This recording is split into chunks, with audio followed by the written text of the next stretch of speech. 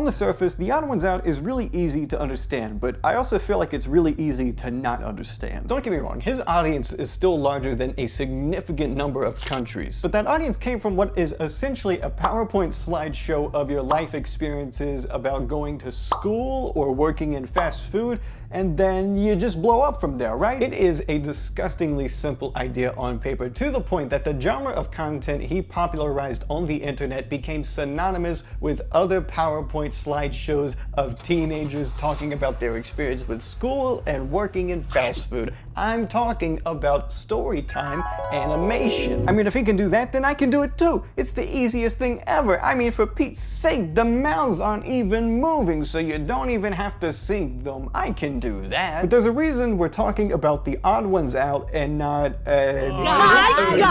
James Odd1sOut became popular on YouTube not because he had the most interesting stories or the most detailed characters. It's the opposite, actually. He had the most general stories and the most general character designs. Not to mention, he has a surprisingly deep recollection of everything that happened in his childhood. All of these things made him extremely accessible as a creator. He established himself as the white balance of what he did. Every move he made, every step he takes, millions of people were watching him. And that's where his power as a creator came from. Now, I don't want anything I say to sound like I'm envious of James's success on YouTube. I'm not. If anything, I'm actually quite proud of him. I subscribed to TheOdd1sOut when he had a whopping 4,000 subscribers. In comparison, that's like going to a high school basketball game and seeing the star player on that team do really, really well. But one day you just turn on the TV and you see a Nike commercial with him in it, and you see him like holding a championship trophy or something, and you're like, oh, everyone knows who this guy is now. And to this day, it is still surreal to me to see James on that level of popularity, especially when I found him as early as I did. Like, granted, I'm not sure he knows that many of his first 4,000 subscribers, but I at least knew him. But maybe I could pull like a little Nardwuar thing and reference something only he understands, like, load my happiness.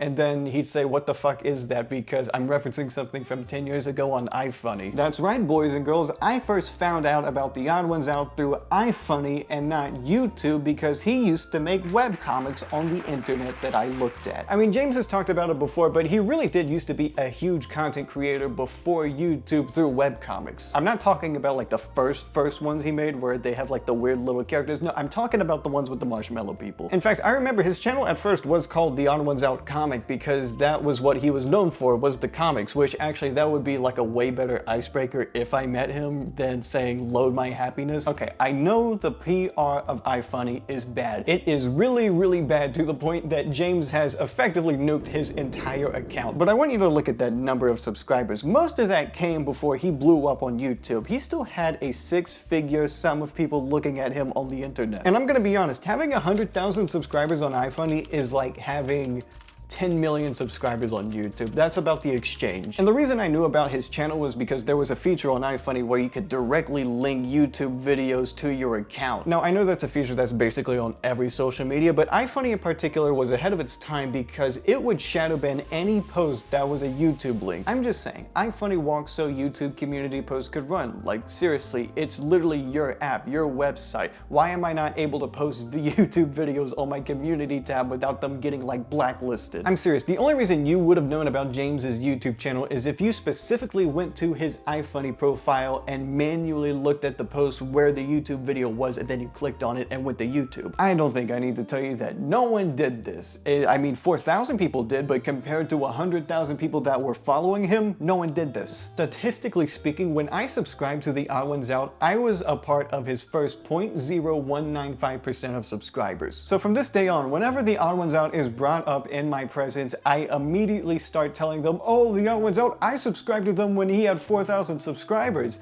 And you know what they say to that? Nothing.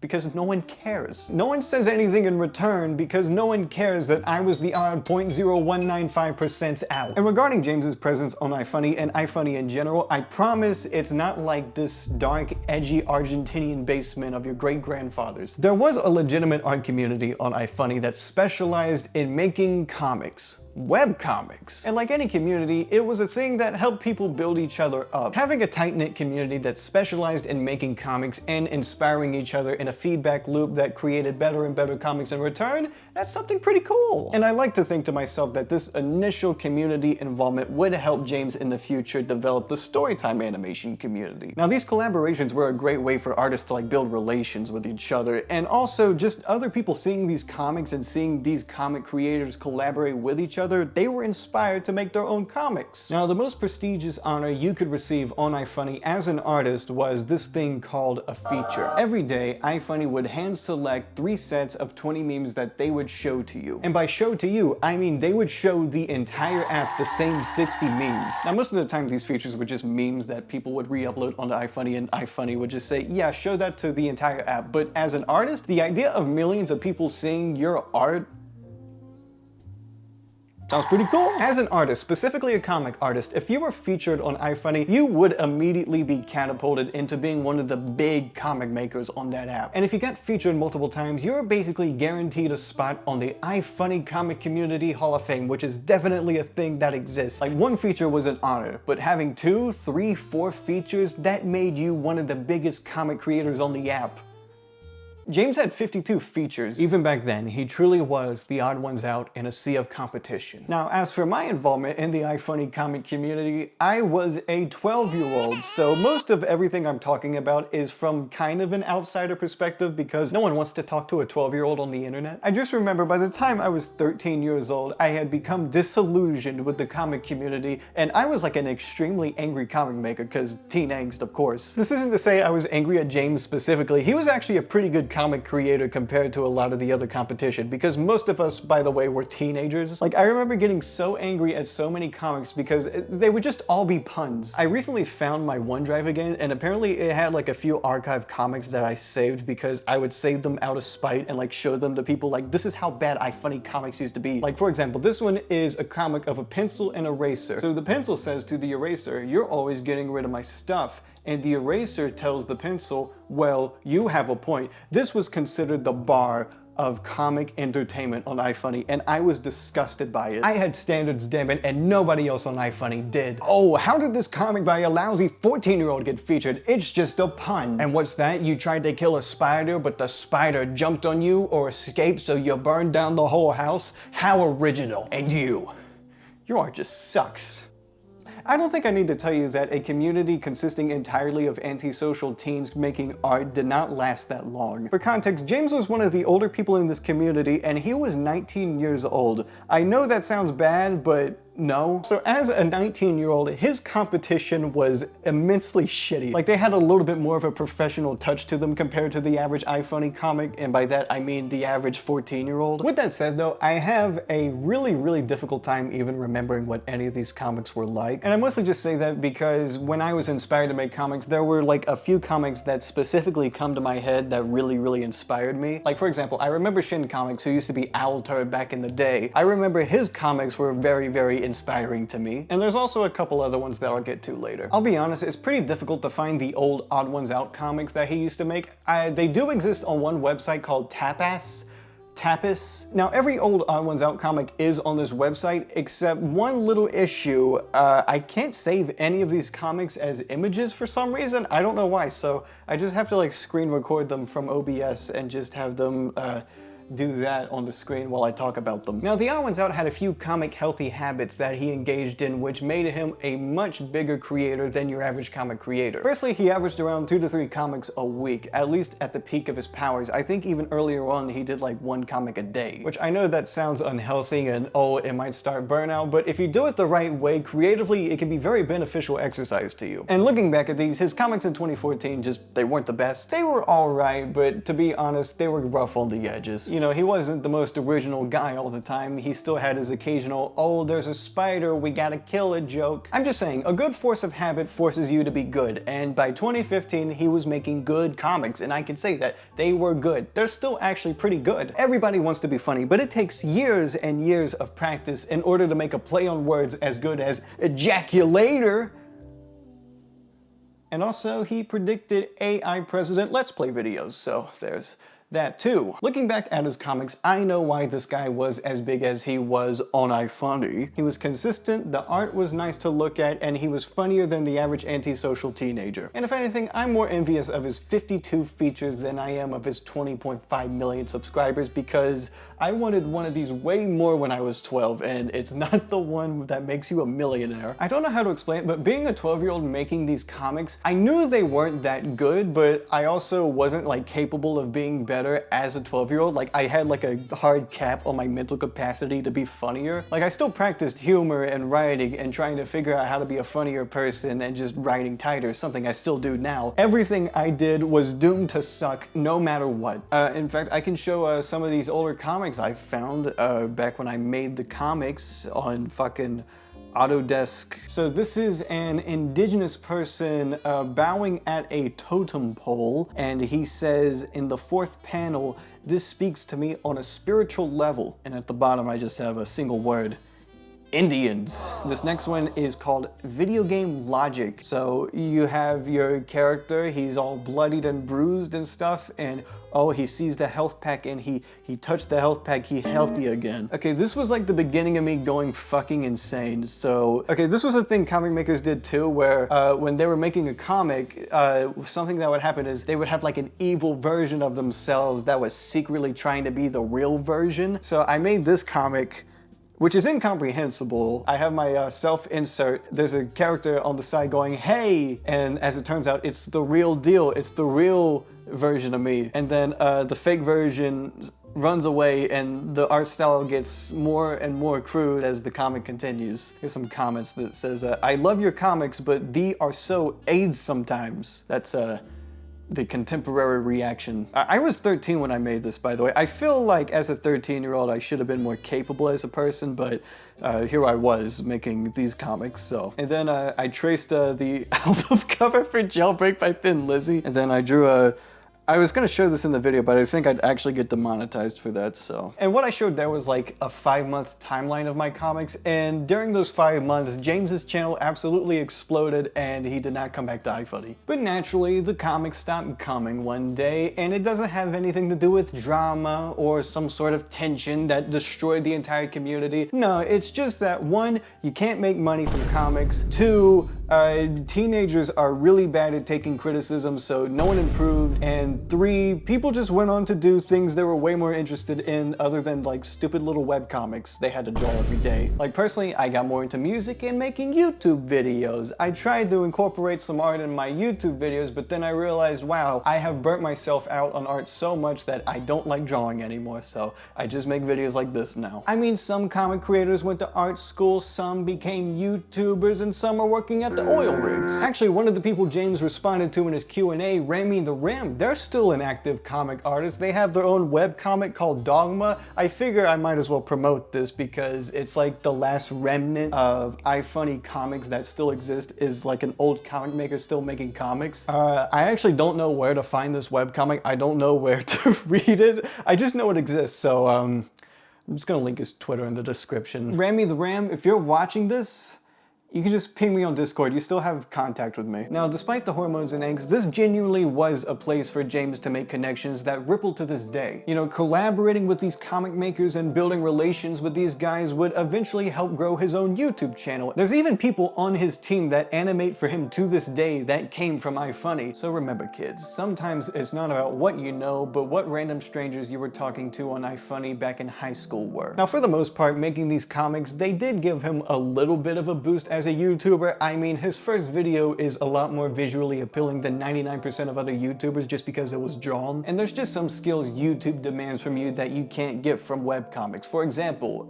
voices. So you know those books you make in elementary school that you write as a class? When you're making a webcomic, you're not really going to use your voice that much. You're just going to sit there in silence making the comic. Now, as someone who watched his videos before he blew up, I don't remember these videos really being that bad. I was pretty entertained by them. Like, yes, in hindsight the videos aren't as good, but I mean, even now, these videos actually have like pretty high view counts. Like all of these videos have like over 10 million views. Pretty crazy. But especially back then, I consider these videos to be really refreshing on YouTube in 2015 before, you know, the community happened.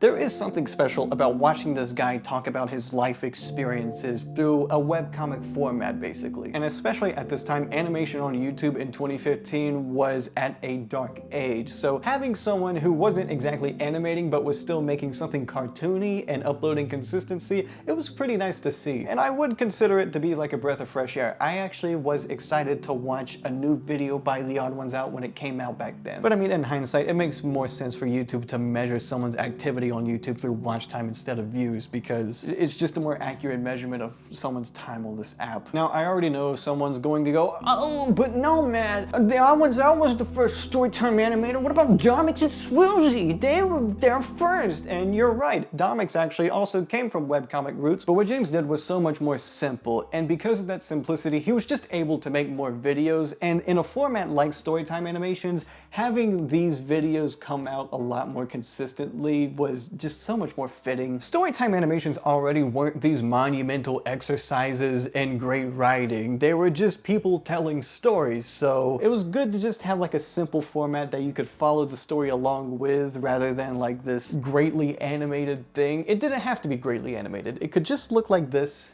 and it basically had the same effect, in my opinion. Like, yes, the Swoozy video more animated? Of course it is, but you know what? It's just something so much more cozy about this. You know, maybe sometimes these story times work better as storyboards.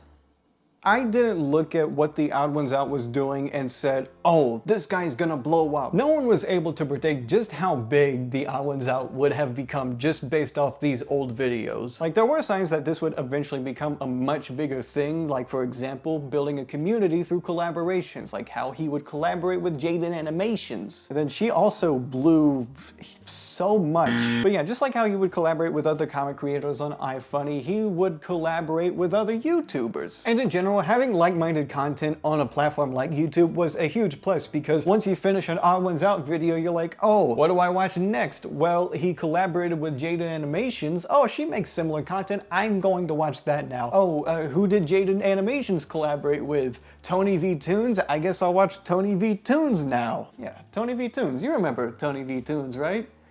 I have 3 years left until my quarter-life crisis. Also, speaking as a writer, one of the best things you can do early on to make your writing sound good is to just write from your own life experiences. You already have the story right there, it's just a matter of how well you can retell the story. So if you can retell the story really well, then you have yourself a good story. And if you have yourself a good story, you have yourself a good video. And if the video has little cool cartoon characters, I'm going to watch it. But yeah, it's just like a matter of how well you pace it and how many small details you can remember that you can add into the script in order to give it more life and character. And eventually, the more you do this, the better you become at it, which is also a good reason to make a lot of these videos instead of spending so much time on just like one big animated video, because the more you write these videos, the better you just cultivate your craft. Like, the key to TheOdd1sOut wasn't that he had the craziest stories, it was just that he was able to talk about something like the gym locker room and make it interesting. Now, I do say that, but I'm also going to have a little criticism. A lot of these stories were underwhelming. I mean, they were fine, they were digestible, but they tended to lack detail and a narrative to an extent. Like, for example, Tales of Donating Blood. It's a fine video, it's watchable, but a lot of the thoughts he has in this video are very detached from each other, and there's only like one story in there, and it's at the end. For the most part, it's just like small detached experiences that he had donating blood, and they don't really like connect with each other, they're kind of choppy. A video like this had a lot of potential,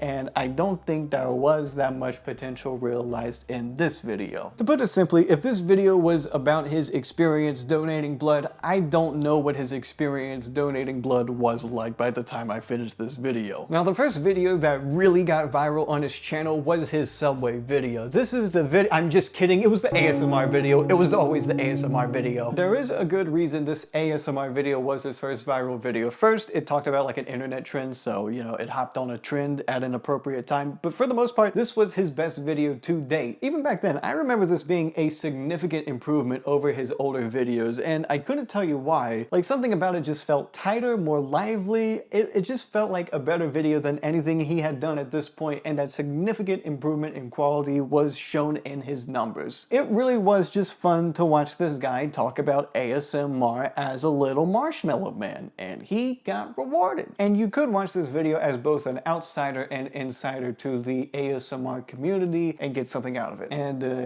then he had 100,000 subscribers, and then he made the Subway video, and then there was no turning back. Now, ultimately, animated story times came from story times. This was already an existing genre on YouTube. I could stand in front of this camera right now and tell you a story. But I think what made animated story time so much more effective was the ability for animation to help visualize the story rather than me just telling you a story and just hoping you can picture it in your head. For the most part, people probably couldn't. I'm not talking about you specifically. You can probably perfectly visualize an apple in your head and have it rotate and do like 360s and kickflips even. Sure, why not? But I'm not going to close my eyes when watching a story time. I'm going to watch the video, so having visual supplements while watching the video, it's just something that naturally worked really, really well with animated story times. Even if I had an amazing story, it had a great beginning, a perfect climax, and a satisfying ending. That's what she said. Even if I had a story that good, an animated story time would have swept me because having visuals instantly makes it more engaging most of the time. And also in general, storytime have this habit of just like not telling the story until like a minute and a half into the video, where they'll just be like, hey guys, I'm about to tell a story of this time. Well, before I tell the story, be sure to like and subscribe.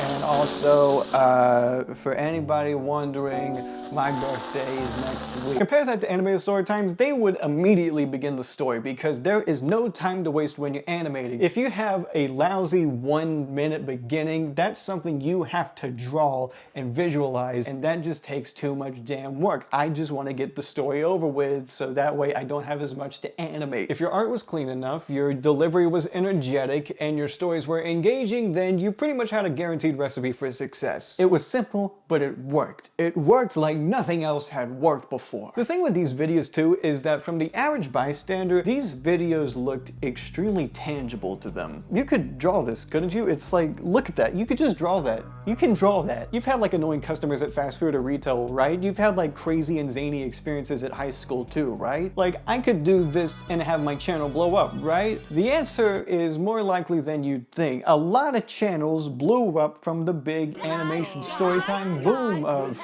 2017?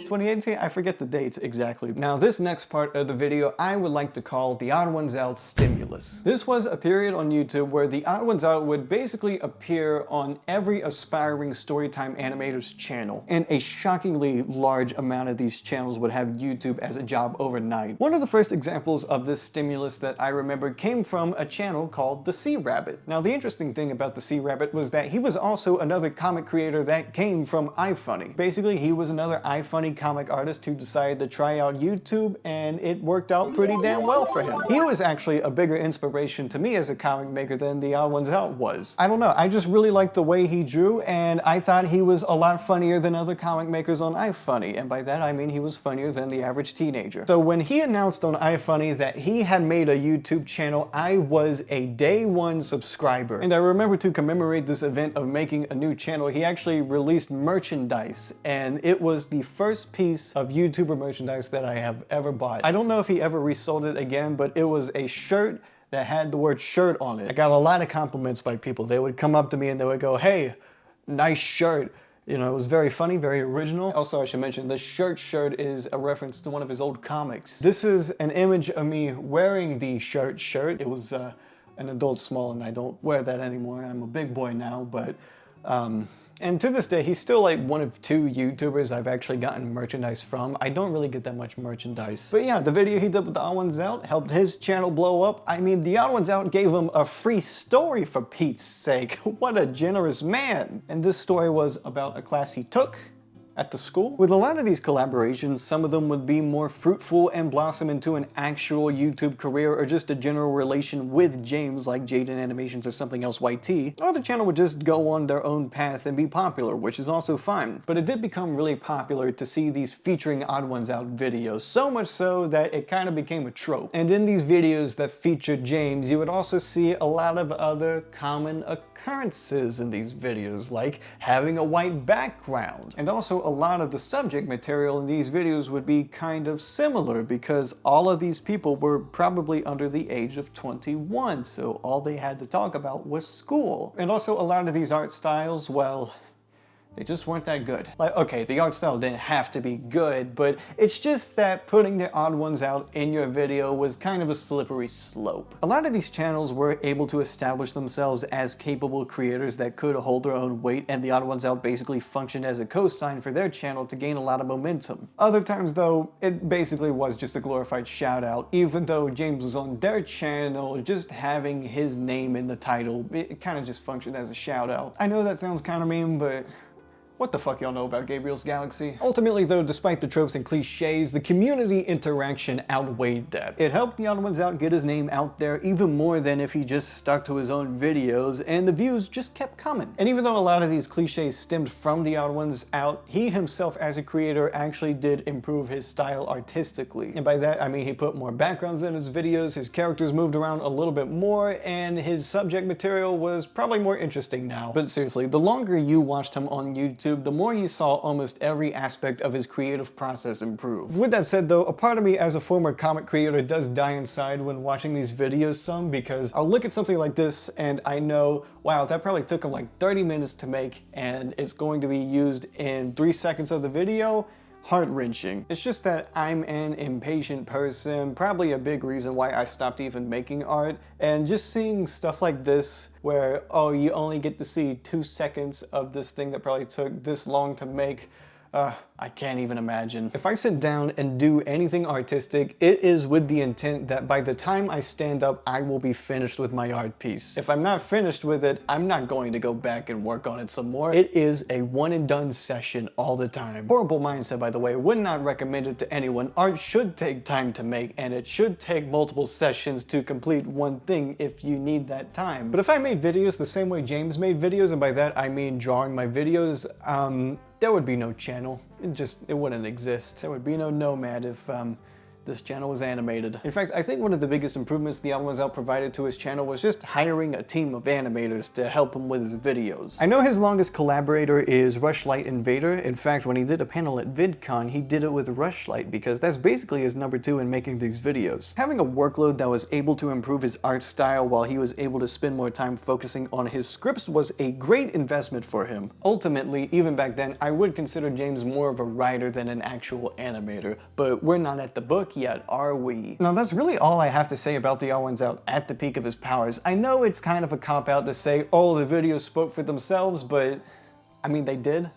They were story times. With that said though, this was the peak of his powers, so from this point on, I did notice a change in direction to his channel. Now some personality traits of James was that he never swore in his videos, and he was a Mormon, so he never swore in his videos. So what I'm also saying is that a big element to the popularity of the Odd1sOut is that kids loved, and I mean fucking loved, his videos. Which I always get nervous on behalf of him, because I imagine myself if I was 7 and watched these videos with my parents, because having bleeped out swears or the sheer mention that marijuana exists probably would have been grounds for my parents to disapprove of these videos. But you know what? It was for the better. I'm a well-adjusted adult now. That's why I'm talking about another man in obsessive detail for an hour. But seriously, it's insane to me thinking about how I doodled in school and then someone would come up to me and say, hey, your art style looks like the Odd1sOut. Not to mention there's people like a couple years younger than me that can quote the Odd1sOut videos verbatim because their brain soaked up so much more Odd1sOut than my brain did. I don't remember what the term is called, but it's when your first impression of someone is just the impression you have for that person for the rest of your life. Like the person that pointed at my doodle in school knew the Odd1sOut as a YouTuber, YouTuber, but in the back of my head, he's still like the guy from iFunny that makes little webcomics, even though he's a YouTuber now. And I say YouTuber, but it's so much more than that. He's one of the defining faces of modern animation, and that's not much of an exaggeration considering he has more views than VivziePop and Glitch Productions combined. Like, these are two of the biggest names in independent animation right now, and then TheOdd1sOut just eclipses them. He's literally a household name that kids watch, and even the parents of those kids watch too. And part of me is genuinely like glad to know this content is raising kids. A kid watching this instead of Cocomelon is a win to me. Now with that said, TheOdd1sOut eventually did become a channel more for kids. So as a growing teen, I eventually drifted out of watching TheOdd1sOut videos. It's kind of a weird feeling for me, but because of how I initially became acquainted with his content by him just making these videos, the more people he got to animate for him and the more he moved around and was animated,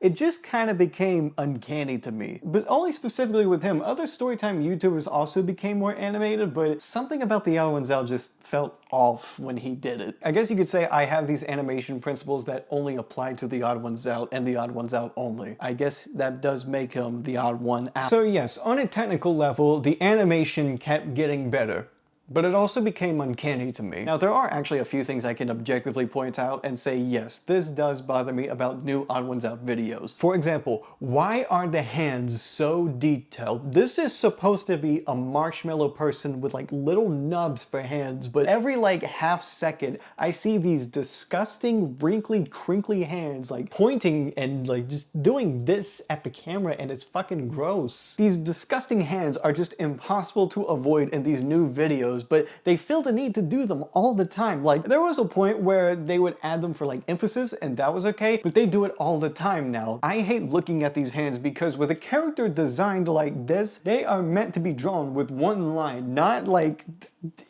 Also, another thing, as these videos increase in quality, James's animation team increases from like 3 to 5 to 10 to 20-ish now. And with this increase in talent, you don't really see his art style evolve as much as you see it translated like one too many times. Don't get me wrong, I understand that TheOdd1sOut, someone who looks like this, is a little bit moldable as a character. But when I look at these videos, I'm constantly seeing the art style change from his beady eyes to these circular wide eyes. And then you just see his hands convert between nubs and overly detailed, usually within split seconds of each other. Like, yes, it's very, very clear that a lot more work is being put into these videos now. However, something about them feels uncontrolled. Let me put it like this. When I look at TheOdd1sOut being animated in these more recent videos, I kind of just look at that and ask myself, like, is there like a model sheet for this character? Also, a little pet peeve here. Why are there actual people in these videos now with skin color? Why do I see someone here looking like an FFE5BB rather than an all Fs character? Now, is a kid going to care about this as much as I do? Well, they're going to buy more merchandise than me, so I think they have a little more say in how the videos come out. I did not realize just how much merchandise TheOdd1sOut had. TheOdd1sOut has so much merch to the point that he has a gift card on his website that is solely for the purpose of buying more TheOdd1sOut merchandise. I don't really know how to find every single item of merchandise that TheOdd1sOut has, but I can at least list off the general stuff. There's shirts, shoe charms, hoodies, pants, pins, plushies, blankets, lava lamps, board games, jigsaw puzzles, Funko Pops. But seriously, it is such a surreal feeling to go into Walmart and see a board game from a guy I knew that made webcomics and hold a chocolate bar from the guy I knew who counted to 100,000 while I drink that drink from the guy who made those funny little 7-second videos. Now, as someone who's never bought TheOdd1sOut merchandise, I actually haven't played these board games either. He had 2 of them. There was Can't Catch Harry and Cafe Chaos. Both of these games are in fact on a board. Now, because I don't really want to buy these board games, I just looked up videos that explained how these board games worked, and then I can at least evaluate how my experience of these games probably would have been. Firstly, with Can't Catch Harry, I heard a tutorial on how to play this game on YouTube, and this is just Spoons. If you don't know what Spoons is, it's a lot cheaper to play than Can't Catch Harry. Like, I'm sure this is a fun game, but it's because Spoons is a fun game, and you can already play that with a deck of cards, so I just don't see that much usage out of this game specifically. That's what Spoons is all about, is grabbing that spoon, and there's no spoon in Can't Catch Harry. The spoon is replaced with Harry. and grabbing Harry isn't as much fun as grabbing a spoon, no offense. Now, as for Cafe Chaos, this one was a little bit more complex, and actually the company who made this game made a YouTube video explaining how the game works. So, now I say I watched the video where James explains the game. I don't remember a single thing from that video, so. Usually an event card gets flipped over after you're done placing your actions, but not on the first round. Once the 3 actions are placed, all players simultaneously reveal their first action and resolve them in order, starting with the player that has the starting player marker. After listening to that tutorial, which is pretty long actually, it seems like a fun game. I would want to try it out at least once. It seems pretty fun. That's my evaluation of it. It seems pretty fun. Also, speaking of games, I just remembered the fucking Odd1sOut mobile game. I know there was like some hypocrisy with this game because he talked about mobile game ads.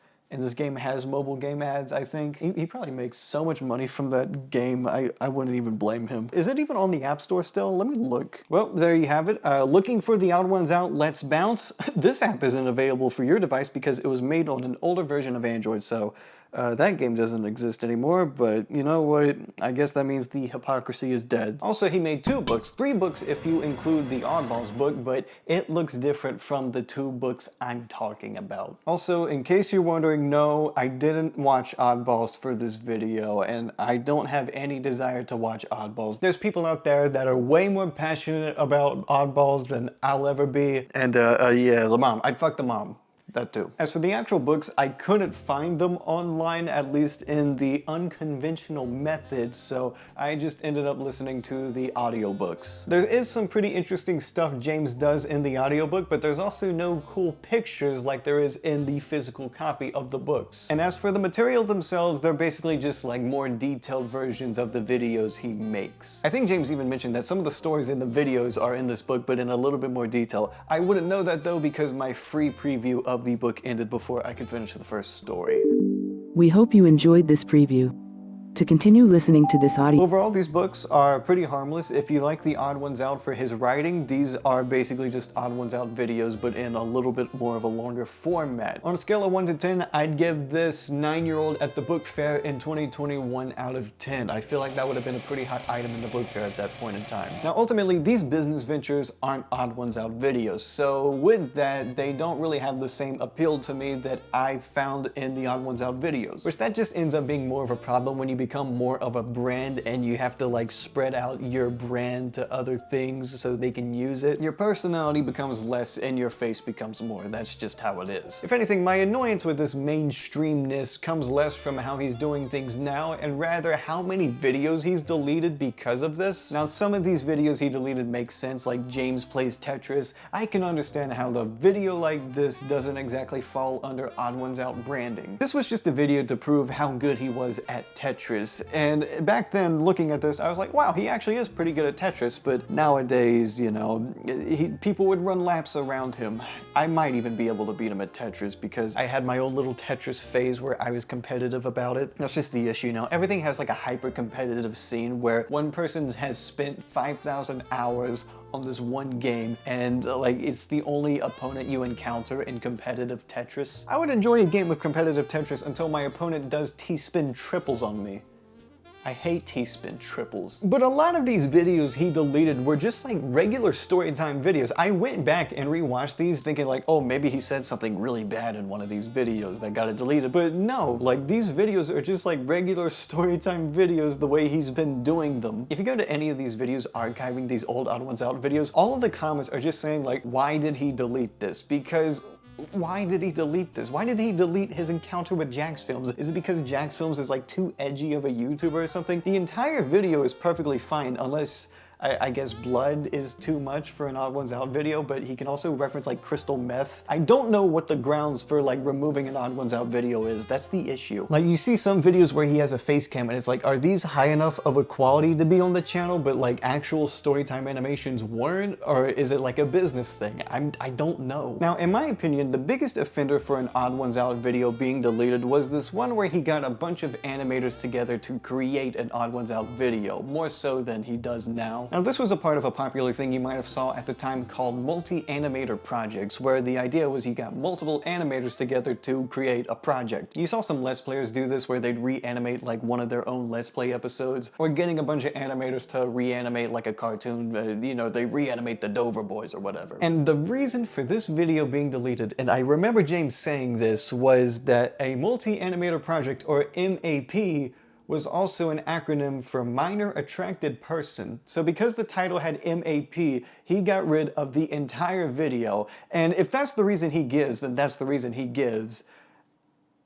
I just don't believe it. First of all, if you watch this video, it's very clear that it is a project with multiple animators in it. Secondly, why not just change the title? Why did you immediately have to go nuclear and get rid of the entire video? He has other videos where like there's a Confederate flag in it, and I don't know if that's grounds for removing the video, because that's a little frisky there. I'm not saying James is gonna revive the South again, but if this is grounds for deletion, I figure like something like that would, just, you know, because you're a kid's channel at this point. There's also a rumor that came up that said one of the animators in the MAP took their life, and that's why the video was removed, which that did happen. My condolences, but the timeline just doesn't add up. I think the reason I'm like a little extra annoyed at this video being deleted is just because like these were a bunch of animators that took like hours and hours and hours to work on this video, and then it gets deleted one day and you're like, oh, it had the same acronym as like this other thing. Like, I'm just saying, it could have been renamed to like Animated Collab or something like that. Like it was just as simple as a title change. Like, I'm not gonna take all the money out my IRA just because a car exploded across the Atlantic. I just don't understand why this went to this measure. But I also feel like I don't think it's like a fake reason to remove the video either, because it's just like such an extreme thing. Like, I feel like the real reason this video was removed wouldn't be covered up with endangerment. I don't know, I just don't get it. At worst, it was just an irrational decision. But with that too, I also just get annoyed at the normal, regular story times that got removed for I don't even know what the reason is. Is it because he insulted his pregnant teacher that was a jerk to his sister? Maybe. Is that the reason it was removed? It might as well be. If this MAP video was removed for such a stupidly fixable reason, I feel like these other deleted videos might have like a similar element to it that I would get so annoyed at, so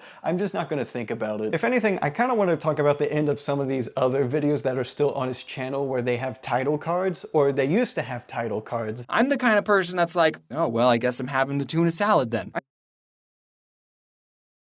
And sometimes it's a little jarring rewatching these videos again, and you get to the end and it just kind of cuts abruptly. But I see something like this and it almost makes me wonder, like, is there other stuff that got deleted in this video I don't remember? Maybe there wasn't, maybe it's all in Lee head. I think the reason these deleted videos annoy me so much more than anything else James has done is just because of how little rhyme or reason some of these videos were removed. When I see James making a board game, I can just think, oh, he wants to make a game, or he does it for the money. When I see him make a book, I think, oh, he wants kids to read more, also for the money. When I see him make a show, it's like, oh, he wants to try to do something different from YouTube and also doing it for the money. But then I look at these deleted videos and it's not for the money. I'm not saying these other things he did are for the money either. I actually kind of believe in James having a soul. I don't think everything he does is for a fucking monetary gain, but he does get money from this stuff. I mean, obviously styles change over time, and the videos he made 10 years ago are different from the videos he made now, and maybe he sees a video he did 9 years ago and he just has a change of heart. He doesn't like it anymore. Fine, I guess.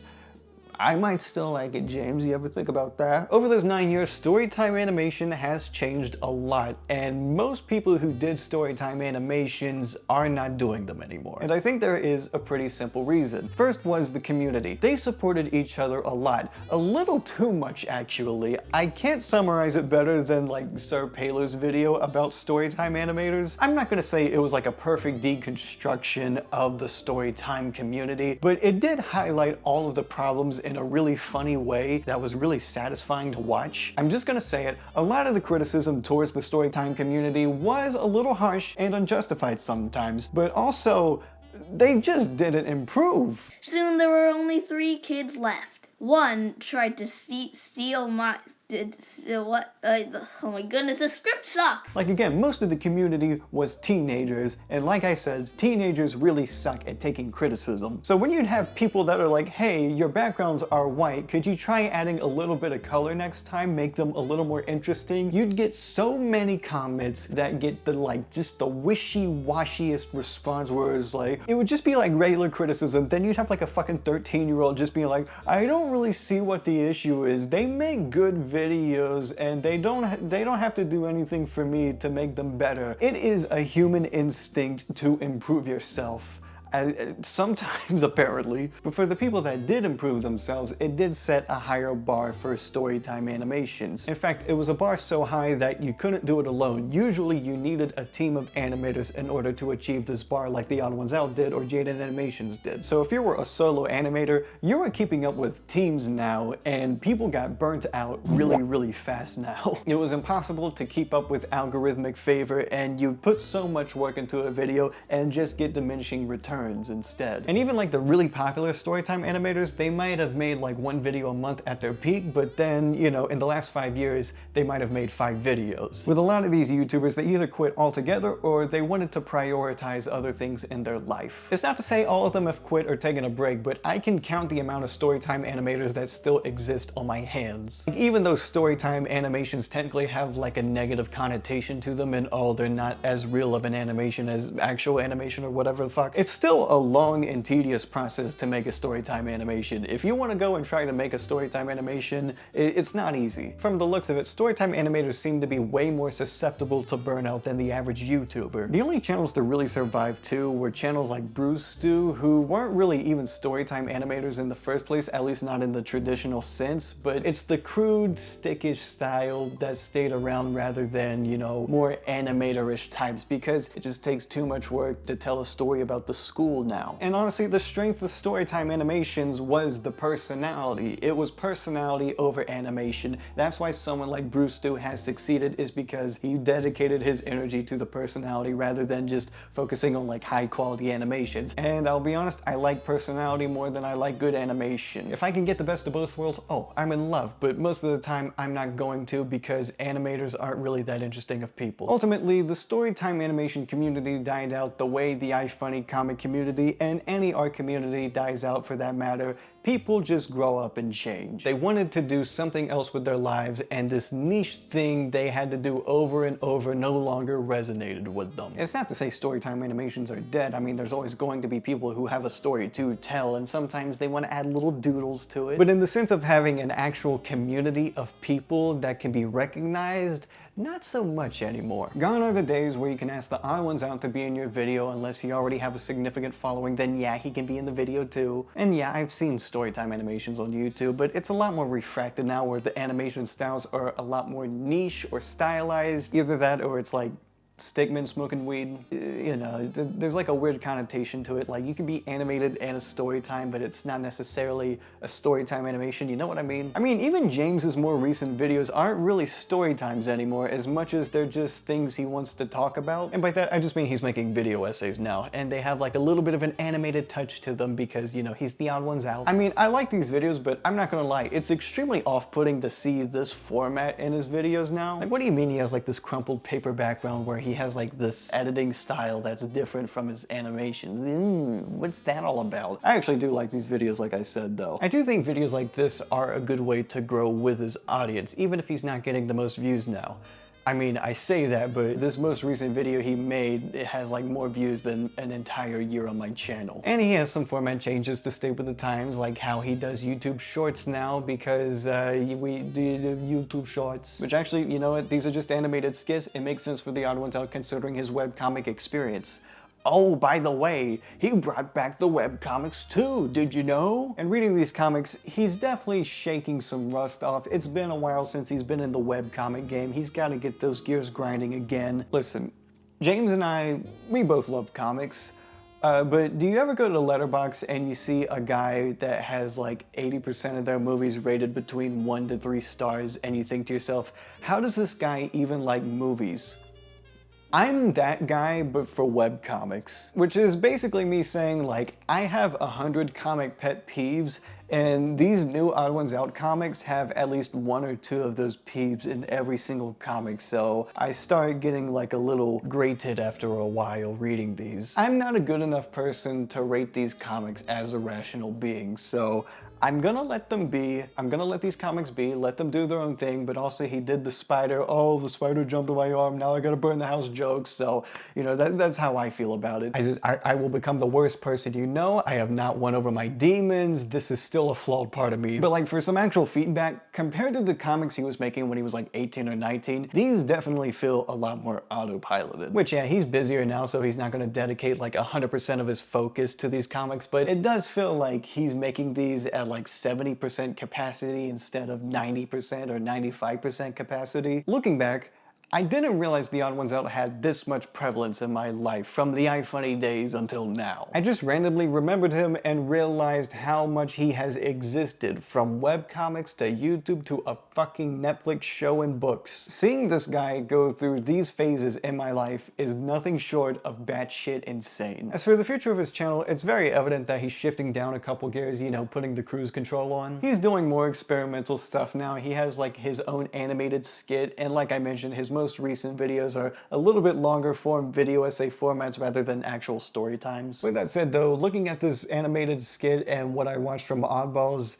creative writing just, it's not a skill he's completely developed yet, but maybe he can make something better in the future, you know, develop his creative writing brain a little bit more. Also, he just seems to have his own interests now, like boxing. He does a lot of boxing apparently, like the Creator Clash, and I don't know what's gonna become of that third Creator Clash. By the time I'm recording this, Creator Clash is like in absolute jeopardy, so I don't even know if it's gonna be a thing, but he was training for that, so. And as The Odd Ones Out and all of these storytime animators slow down, it makes me wonder what the future of animation looks like on YouTube. I know there's been like a few types of animation that has popped up since, like the Shock Jock animations of Meat Canyon and Avocado animations. Once again, YouTube Shorts, it probably has its own animation community that I don't know about or care to look at. Also, just like having full animated shows from VisiPop and Glitch Productions, like The Amazing Digital Circus, you know, that's part of a new wave of animation on YouTube too that's a lot more independent, but fully produced. And Animation Plus? Fuck was that? I don't know what the next step towards animation will be on YouTube, and a large part of that has to do with the fact that I don't want to animate, because animating sucks. I mean, if you like animating, you know, don't let me stop you. If you want to be an animator, do what you want to do. I'm not gonna be one. I do want to clarify though, watching the interviews of James, he's clearly passionate about animation. It's not just like a means to an end for him, he actually likes animation. Even though I say I don't like animating, I did try to get into storytime animations a couple times in my life. But looking back at these scripts, I have a newfound appreciation for James and how he was able to write, and by that I mean he was actually optimistic about his life. Obviously when you make a storytime, you don't want people to know every aspect about your life, but good lord, this was not the right headspace to make storytime animations with. Let me read you a script I found from 6.5 years ago where I talk about my experience with cross country. So this would have been the introduction to the video. So, you joined cross country. You did it. How does it feel? How does it feel knowing you joined a sport about running? Feels fantastic, doesn't it? It must feel great knowing that you joined a sport where you can't run from your problems, because running is your problem. Christ, I know how it feels. Now there is more to that script, but it's mostly just me bullet pointing everything I hated about cross country, and it was through the manic ramblings of a depressed teenager. I mean, if I really wanted to, I could take this script again and actually write it into a cohesive video that people might want to watch, but running sucks. Deep down, because we were both comic creators around the same time, I always wanted to approach James as a peer, but in reality, I grew up with him. And I was growing up with him like 20 million other people did, regardless of how early I subscribed to him. Honestly, he probably means more to someone 5 years younger than me. He isn't the most important creator to me, but he has been the most prevalent presence on my internet lifespan. He was there the entire time I was on the internet, and now everyone knows who he is. So in conclusion, maybe you could be the odd ones out to someone else's life where they're just like a consistent presence the whole time. So, you know, if you want to make some web comics or, you know, make some shorts, make something entertaining that gets you a big following and then you explode from it. I don't know what the fuck I'm even saying at this point. It's 5 a.m. I'm tired of shit. Just draw, make YouTube videos, be creative. It's what James would have wanted. May God rest his soul. Sole Domine